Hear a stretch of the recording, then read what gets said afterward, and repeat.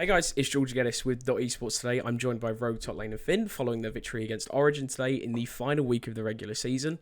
I just wanted to begin today, obviously you've now locked in your spot for playoffs, but more importantly, you have been granted an automatic spot at Worlds. But Yeah. before we, get into that, I wanted to sort of look at the overall perspective, right? I wanted to look at Rogue as an organization, right? And you as a player, it's still a new organization in the LEC relatively, and it will be the first Worlds appearance Yeah. for both yourself and Rogue, if I'm Yeah. not mistaken.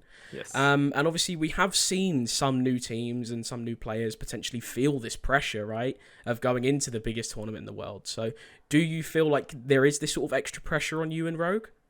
I think it's too early to tell. Right now, we're still just focusing on playoffs. We're focusing on getting the number one seed, focusing on winning the LEC. So Worlds is more in the far future still. Mm-hmm.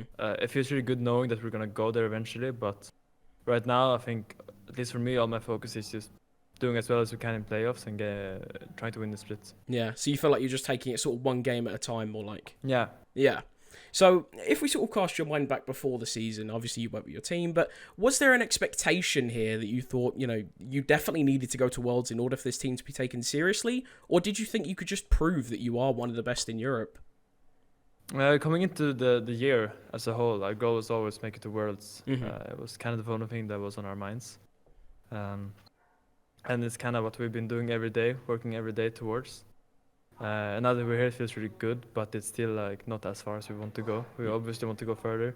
We don't want to be a team that just goes to World and then bombs out in groups. We wanna go to Worlds and make a big splash.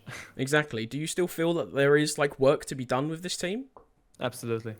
What do you think in particular, if we sort of look at your like micromanaging of the game, is there anything in particular that you feel like you struggle with? I just think gaining more experience playing against a lot of different teams is gonna broaden our horizons, so to say, and how we think about the game. Because when you only play against European teams, I think people tend to create this little meta bubble where we only play against each other. But if we would be able to go to Worlds and play against a lot of different teams from China, Korea, and maybe even North America, we would get new perspective and maybe evolve more as a team as well. Yeah, I mean, I definitely don't think the North American teams will be much of a test, but at least the other teams, I think, will definitely provide some form of challenge. But I mean, anyway, if we sort of look at this split, Rogue are still considered to be one of the best in Europe at the moment. I think it's, that's pretty fair to say. But I wanted to sort of overall, I wanted to compare Rogue to the teams like the G2s, the Mad Lions, right? When you go into these games, do you sort of perhaps feel threatened, considering you're still a relatively new player, when you look at the broader perspective? Do you actually feel threatened by the G2 or the Mad Lions, or do you feel like you could just beat them? Well, for sure, we know we can beat any team right now in Europe, especially. Mad Lions, I think we have a pretty good matchup against historically. It was just one game with a really silly draft that kind of made us lose it. And G2, on the other hand, we've always struggled against. So it's a beast we eventually need to conquer, and it's a team that we eventually would need to beat if we want to make it towards this number one seed. Yeah. So that's kind of our focus, just making sure we don't become our own. Because in the last game against us, I think we became our own worst enemy, where I think a lot got in our head and we kind of stressed out over a lot of irrelevant things. But one thing we've been working very hard to become better at is during these official games, we try to calm ourselves down a lot more. In these high pressure situations, we don't want to lose our own mind and just give in to the chaos, and we want to always stay in control. And I think that would be something that would give us the edge over G2.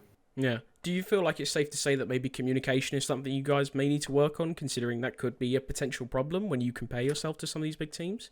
Maybe not communication, but just the overall atmosphere of the game. Okay. Historically, not recently, but against our G2 is a very good example that it became very stressful, the comms, and when everything is stressful and chaotic, people talk over each other, and there's no real direction of what you want to do, no real certainty in your calls, then it's very hard to just keep playing a good game. And we want to tune down this stress a lot and make sure that we always know what the correct thing is to do. And then we won't lose these games like we did against G2, where we threw our whole lead. Yeah. I mean, we've been talking about Rogue for a little bit there. I wanted to sort of you touch on your individual performances, right? I think it's fair to say you have been, one of the most consistent top laners in summer at least. But I wanted to sort of take a little step back, right? And if you compare yourself to some of the best in the world, like, the Nuguris, the 369s, right? Some of whom you will probably see at Worlds this year. Do you feel like you could match them or even outperform them? Yeah, definitely. I think the better the opponent, I think the better I'll play. I think if I play against these good players, I will eventually learn so fast that I'll be able to catch up to them. And playing against the best will help me become better. So it's something I look forward to a lot, to be able to practice and play against these guys on a regular basis. But I think when it comes to the stage, I'm not worried at all that I'll perform bad. Mm-hmm.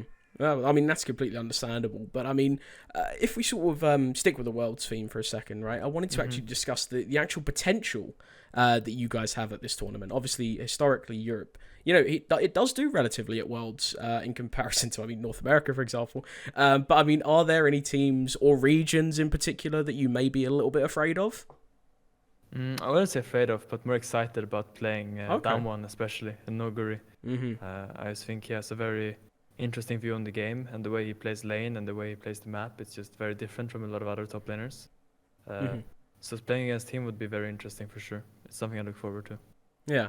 I mean, that's completely understandable. I feel like it is a very good learning experience, But if we sort of talk about the split, and obviously I believe with your loss to Vitality the other day, I believe it was.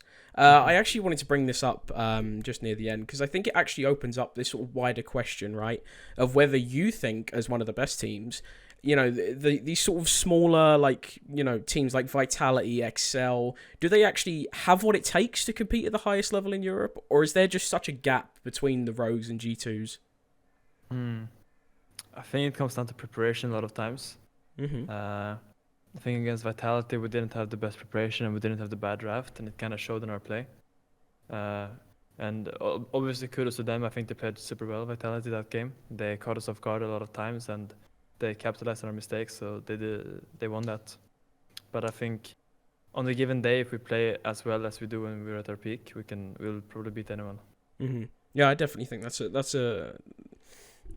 really big. I would agree with that. So, if anything, to conclude this, I wanted to sort of cast your mind back to around March during the spring split, I believe. During an interview with Inven Global, you mentioned that you were now sort of playing with this purpose, right? I think that in itself, that is sort of a measure of maturity, right? When you come into a game at a young age, then progress to the professional level very quickly. But I wanted to sort of know, what is this purpose? What is this driving force to get you where you are today? I think it's just looking at the bigger picture of a lot of things, because before I would often do a lot of silly mistakes that would cost my team a lot because I wasn't really focused on what was actually relevant for us winning the game. Instead, I was focusing more on myself. But the more I played in a high level, and I think the better I got, the more I kind of realized that whatever action I do in the game, it will impact my team. And I want to make sure that my teammates are in the best place and have the best potential to carry, no matter what champion I'm playing. Yeah, that was certainly very important. I just want to say thank you again for the interview today and best of luck at Worlds. Thank you very much.